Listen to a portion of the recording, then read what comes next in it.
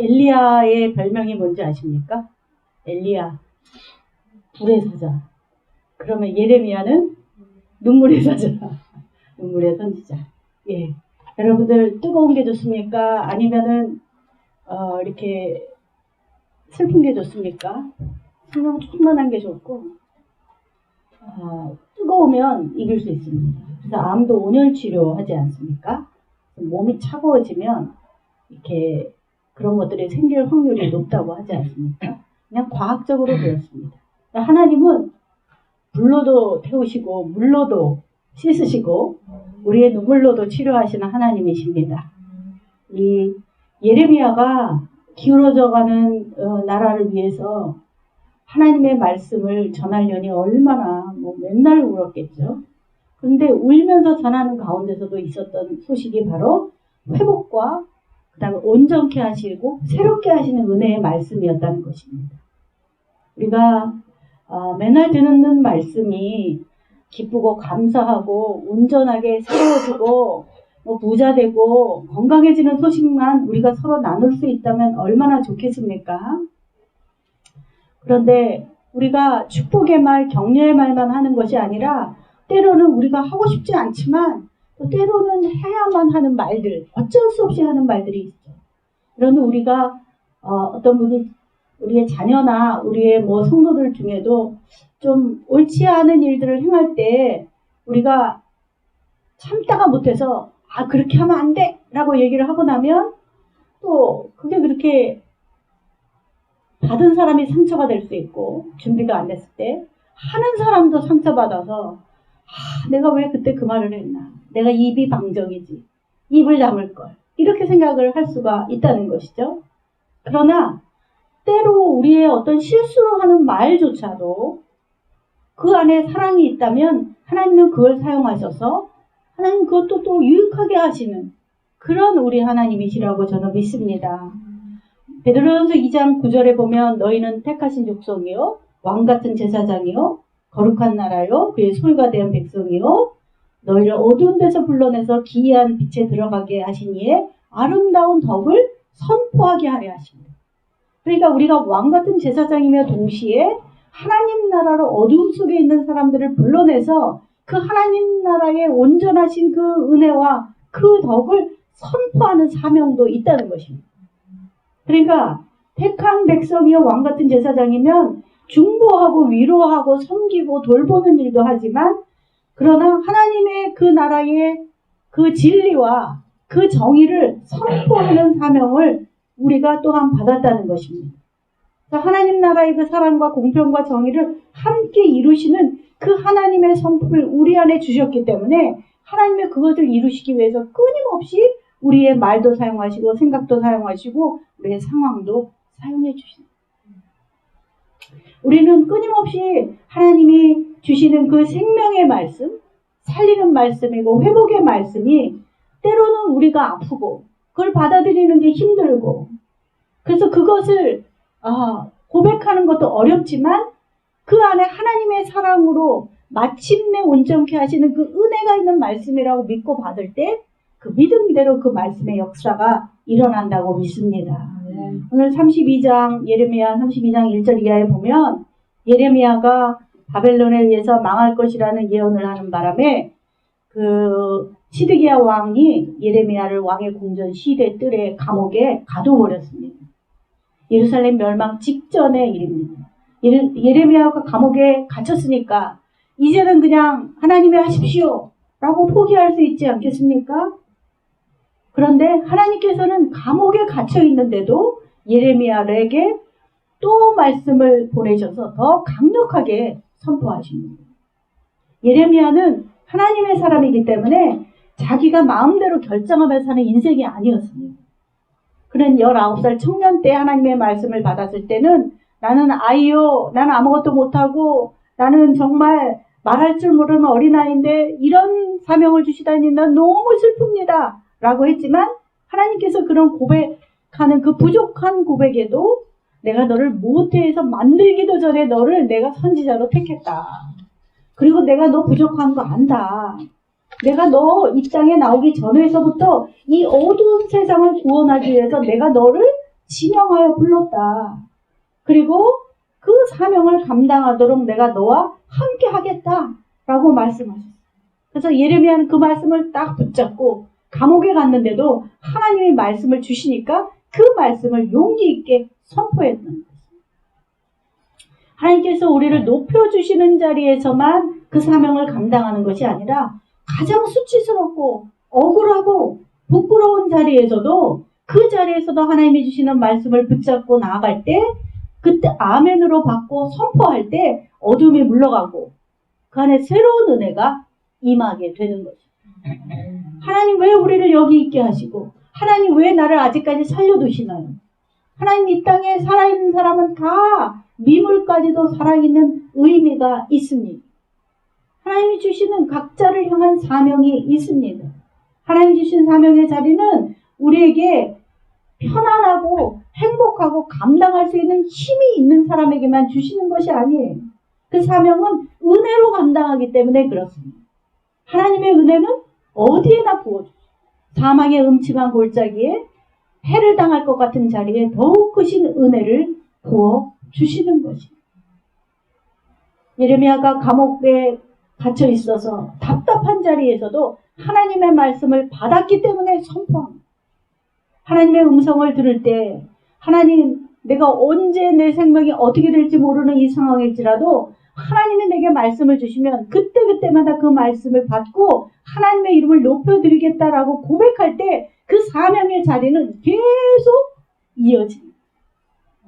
자녀들에게, 자녀손들에게 끝까지 이어지게 하십니다. 하나님의 음성을 우리가 듣고 그 음성을 아멘으로 받을 때 하나님께서는 사명을 감당할 수 있도록 하나님께서 더 크고 깊은 하나님의 그 뜻을 알려주시고 하나님의 어떤 분이신지를 우리에게 보여주십니다. 우리가 아프기 전에는 우리가 어려움을 당하기 전에는 그저 우리가 알던 그 하나님을 이제 내가 정말 배수의 진을 치는 것 같은 그 인생의 그 절박한 상황이 오면 하나님이 우리 사랑하는 백성들이 괴로움 당하고 어려움 당할까봐 더 분명하게 알려주시고 정확하게 알려주시고 더 뜨겁게 알려주시고 확실하게 알려주셔서 엉뚱한 생각으로 실족하며 자기 생각에 빠지지 않도록 하나님께서 붙잡아 주시는 것입니다. 하나님은 어떤 분이십니까? 일을 행하는 여호와, 그것을 만들며 성취하는 여호와, 그 이름은 여호와라. 스스로 계신 분이고 전능하신 분이고 모든 일을 행하시는 일이라고 하는 것이요. 다른 번역에 보면 땅을 얘기합니다. 하늘에 계신 분인데 땅에 내려오셔서 땅의 일들을 스스로 다 하시는 분. 그것을 없는 자리에서 무에서 유를 창조하시고 어둠에서 빛을 창조하시고 새롭게 하시고 온전하게 만드시고 성취하시는 분, 그 하나님을 우리에게 알려주신다는 것입니다. 그러므로 우리가 어려운 일을 만나면 우리가 생각하고 기억하고 돌아가야 될 자리는 하나님 도대체 누구십니까? 물어야 돼요. 하나님 누구십니까? 어떤 분이십니까? 하나님 나에게 어떤 분이십니까? 어떤 일을 하십니까? 하나님 오늘 나에게 주시는 음성은 무엇입니까? 모를 때 말씀을 통하여 우리에게 알려주십니다. 지금 이스라엘 백성은 지금 멸망 직전에 있어요. 애굽에 붙어 있었는데 아수르에 붙어 있었는데 새로운 신흥 강국 바벨론이 나타나서 양쪽에 저울질하고 있어요. 이쪽에 붙을까 저쪽에 붙을까. 그럴 때 하나님만이 이 역사를 주관하시는 분이라는 것을 예레미야를 통해서 알려주고 계시는 것입니다. 지금 유다가 어려움 당하는 것은 유다가 국력이 약해서 당하는 것이 아니라 하나님의 뜻을 거역하고 악을 행했기 때문에 그래서 저들을 막대기로 사용하여서 내가 너희들을 치고 있다. 그러나 저들은 막대기로 잠깐 이용당하는 생명 없는 막대기이기 때문에 언젠가는 다 멸망할 것이고 너희는 다시 내 품으로 돌아오게 하겠다. 세상에 돌아가는 일들이 사람이 하는 것 같고 어쩌다 그렇게 된 것 같고 내 생각과 내 뜻대로 내가 살아가는 것 같지만 하나님은 우리가 태중에 택하시기도 우리가 태어나기도 전에 우리를 택하시고 이 땅에서 이 시대에 해야 될 일이 있기 때문에 우리를 부르셨다고 믿습니다.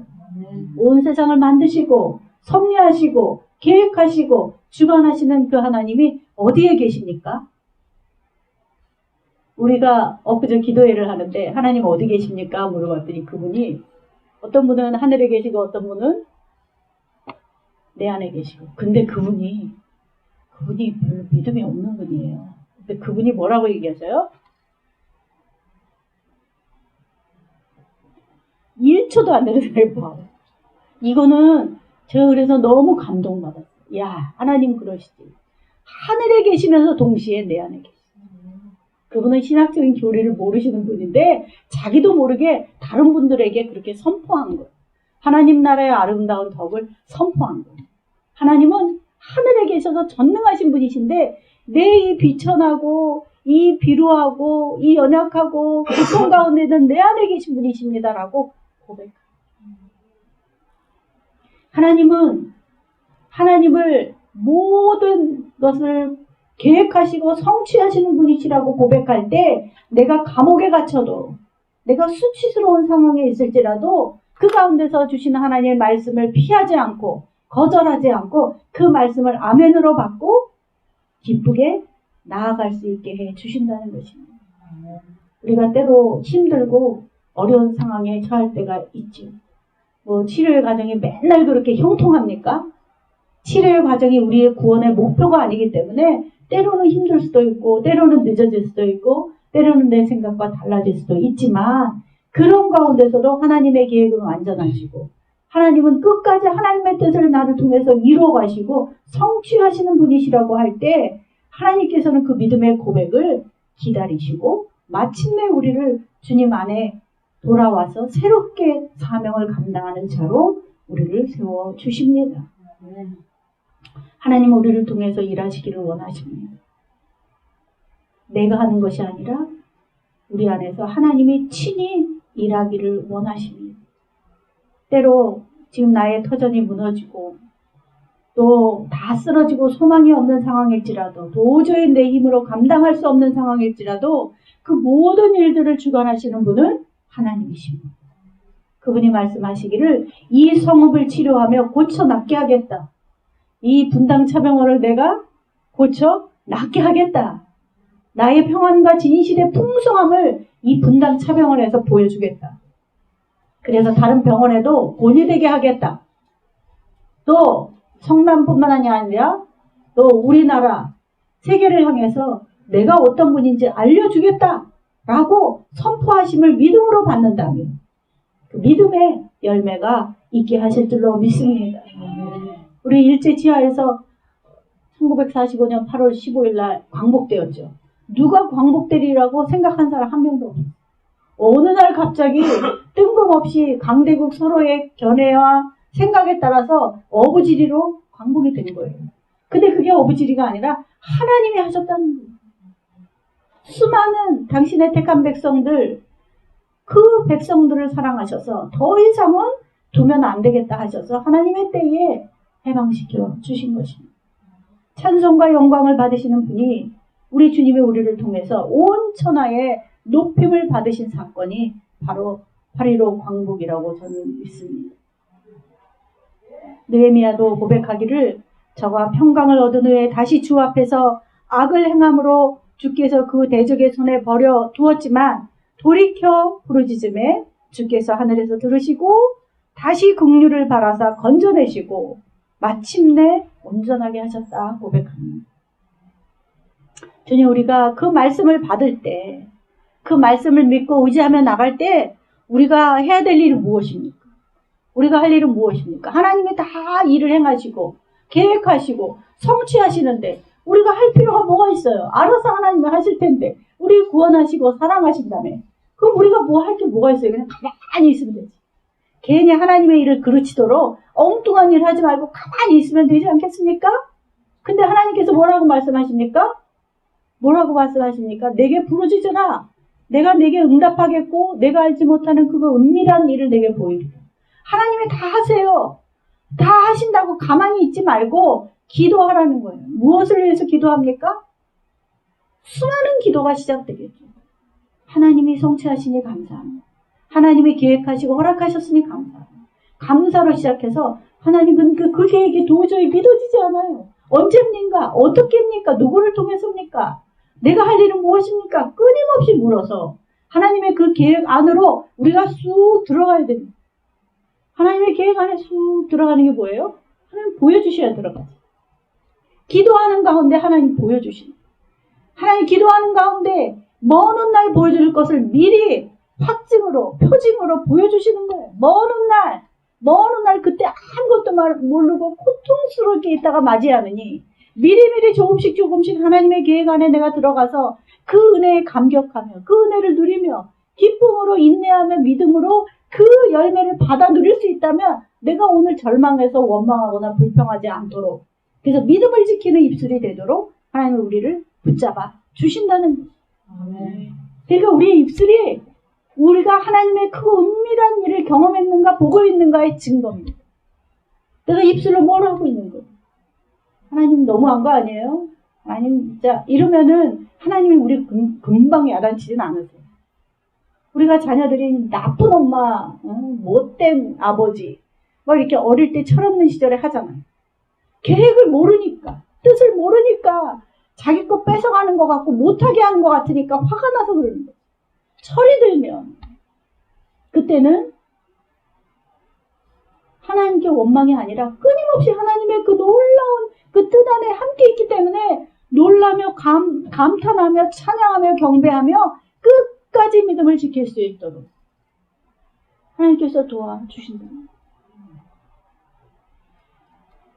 우리가 무엇을 구해야 됩니까? 크고 은밀한 것, 신비한 것, 치료하는 것, 어떤 것을 구해야 합니까? 기도하다 보면 하나님이 구해야 될 것까지도 알려줘요. 이거는 기도하다가 그냥 끝나. 이건 기도가 아닌데? 근데 하나님이 끊임없이 시키는 기도가 있어요. 그 기도를 따라서 끝까지 그 기도를 따라서 가요. 그럼 하나님이 그 기도를 시키는 이유가 있어요. 그 기도를 통해서 하나님이 때로는 뜻을 돌이키시기도 하고 더 빨리 응답하시기도 하고, 때로는 그 기도를 통해서 나를 위한 기도만이 아니라 누군가를 구원하기 위해서 이 고통의 시간을 허락하실 때가, 그게 바로 크고 은밀한 그 하나님의 계획 안에 들어가서 계속 끊임없이 하나님을 향하여 기도하는 자의 모습. 하나님은 우리를 위해서 이미 행하고 계십니다. 하나님은 우리의 간절한 부르짖음을 원하시고 그 기도를 받으시겠다고 말씀하십니다. 우리가 기도할 때 크고 놀라운 일을 하고 계신 그 하나님의 그 엄청난 계획을 우리에게 보여주시겠다고 약속하십니다. 하나님께서는 곤고한 자의 곤고를 멸하시거나 싫어하지 않으시고 숨기지 않으시고 들으시고 보여주시는 분이십니다. 지극히 높으신 하나님께 부르짖을 때 하나님께서는 부르짖는 자에게 그 인자하심이 후하신 분이십니다. 민수기 23장 19절에도 하나님은 사람이 아니시니 거짓말을 하지 않으신다. 사람의 아들이 인자가 아니시니 변덕을 부리지도 않으신다. 어찌 말씀하신 대로 하지 않으시고 어찌 약속하신 것을 이루지 아니하시고 하나님은 한번 정하신 뜻은 반드시 성취하시는 분이십니다. 야고보 사도도 말씀하기를 너희가 얻지 못하는 것은 구하지 않기 때문이라. 구하라 주실 것이고 찾으라 찾아주실 것이고 두드리라 열어주실 것이고. 하나님을 향하여 크고 은밀한 것들을 끊임없이 부르짖는 거예요. 뭐 신비한 은사를 주시겠다는 것이 아니에요. 하나님의 뜻에 절대 순종해서 하나님의 계획 앞에 온전히 엎드릴 수 있는 그런 놀라운 은혜를 부어주신다는 것이. 우리를 향한 온전한 치유와 회복은 누구를 통해서 옵니까? 우리를 새롭게 하시는 예수 그리스도의 그 십자가의 능력을 통해서만 오는 거예요. 그 십자가의 능력을 믿고 의지할 때 우리가 구해야 될 것은 오직 하나님의 나라가 우리 안에 임하고 그의 의가 이루어지는 것을 위해서 기도하는 거죠. 하나님 우리가 구하기 전에 필요한 것 무엇인지 다 아십니다. 그런데 기도해야 되는 것은 하나님은 더 우리가 더 친밀해져서 그 안으로 깊이 들어와서 그분이 하시는 모든 계획을 내가 어찌 나의 친구 아브라함에게 다 알려주지 않겠느냐. 그런 경지까지 우리가 들어가기를 원하셔서 하나님은 우리의 그 응답의 마지막, 우리가 목표로 하는 것보다 더 크신 것을 주시려고. 우리가 병만 나면 뭐합니까? 그냥 병만 나와서 가만히 있는 거예요. 응? 병만 나와서 여행만 다니면 뭐해요? 하나님 나라 의하고 무슨 상관이 있어? 하나님이 내 병을 치료해 주시는 목적이 무엇이에요? 왜 치료해 주셔야 되는 거예요? 그거를 알아요. 그게 바로 우리가 부르짖는 의미이고 우리가 기도해야 될 뜻이 있는 것입니다. 오늘 이 자리에 나오신 여러분들, 우리 성도님들 정말 하나님께서 특별한 뜻과 계획 가운데 불러주시고 잠시 왔다 가는 이 자리를 통하여 마치 감옥에 갇힌 것 같은 그런 상황에 있을지라도 감옥에도 하나님이 응답하셔요. 감옥에도 하나님이 말씀하십니다. 꼭 그 뜰에서 뛰쳐나가야만 응답하시는 게 아니에요. 그 안에 있어야 주시는 놀라운 음성이 있는 거예요. 그 음성을 받고 그 안에서 나를 치료하시는 하나님 만나고 새로운 사명도 주시는 하나님 만나고 마침내 회복시켜 주시는 그 하나님을 찬양하며 경배하며 나가는 그런 시간이 되게 하실 줄 믿습니다. 아멘. 기도하시겠습니다. 하나님 감사드립니다. 우리 부족하고 허물 많고 늘 내 생각에 갇혀있고 내 뜻이 다 완전하고 내 계획이 완벽하다고 생각할 때가 얼마나 많은지요. 그래서 때로는 실수하고 내 뜻대로 갔던 많은 시간들이 있었음을 고백합니다. 주님 용서하여 주시옵소서. 다시는 내 생각과 내 계획대로 가지 않게 주여 이곳에서 하늘의 크고 은밀한 것을 보여주시고 하나님의 음성을 들려주시고 스스로 계신 분 전능하신 하나님 하늘에 계시지만 땅의 일을 다 이루시는 하나님 내 안에 계시며 나를 위로하시며 마침내 고쳐주시고 새롭게 하시는 그 은혜의 주님을 이곳에서 만날 수 있도록 아버지여 도와주시옵소서. 그동안 분주하고 바쁘고 여러 가지 일들로 최선을 다했지만 그러나 이때 잠시 머물러서 이 시위대 뜰의 감옥과 같은 자리에 있을지라도 그것이 내게 합당합니다. 그것이 내게 주신 은혜입니다라고 고백하는 자마다 하나님 그곳에서 새로운 음성 들려주시고 새로운 사명도 주셔서 하나님의 뜻이 반드시 이루어짐을 볼 수 있는 진정한 믿음의 종들이다 되게 하여 주옵소서. 좋으신 주님 늘 말씀을 보내 우리를 위험한 지경에서 건져주시고 고쳐주시는 주님을 믿고 신뢰합니다. 오늘도 말씀 붙잡고 나가는 당신의 자녀들 머리부터 발끝까지 안수하시고 치료하시고 이 성읍을 이 자병원을 내가 고쳐낫게 하리라. 주여 그 말씀을 우리가 받고 아멘으로 승리하며 나가는 귀한 자녀들 되게 하여 주옵소서. 예수 그리스도의 이름으로 기도하옵나이다. 아멘. 다 같이 축도하심으로 자병원 주일 오전 예배를 마치겠습니다. 그러므로 우리가 낙심하지 아니하노니 우리의 겉사람은 낡아지나 우리의 속사람은 날로 새로워지는도다. 아멘. 하나님, 김선희님, 정현미님, 정향숙님, 하재룡님, 김경희님, 황정식님, 이종택님, 권진영 성도님, 곽호범 성도님 이 자리에 믿음으로 나와 기도드렸습니다. 예배했습니다. 이 시간 그 예배 받아주시고 특별한 은총으로 역사하여 주옵소서. 몸도 드리고 마음도 드리고 물질도 드렸습니다. 주님 오병이어의 기적이 나타나서 많은 영혼을 구원하고 살리는데 하나님이 다 사용하여 주옵소서. 이제는 부활이요 생명이시 예수 그리스도의 은혜와 하늘 아버지의 크고 무한하신 사랑하심과 성령님의 위로 교통치 역사하심이 우리가 어떠한 옥에 갇히는 것 같은 답답하고 어려운 현실에 있을지라도 하나님께서 우리에게 크고 은밀한 그 계획까지 보여주시는 기도의 자리로 나아가기를 소원하는 예배에 참여한 모든 성도님들과 봉사자들과 의료진들과 차병원이 이제로부터 영원토록 함께 하시기를 간절히 축원하옵나이다. 아멘.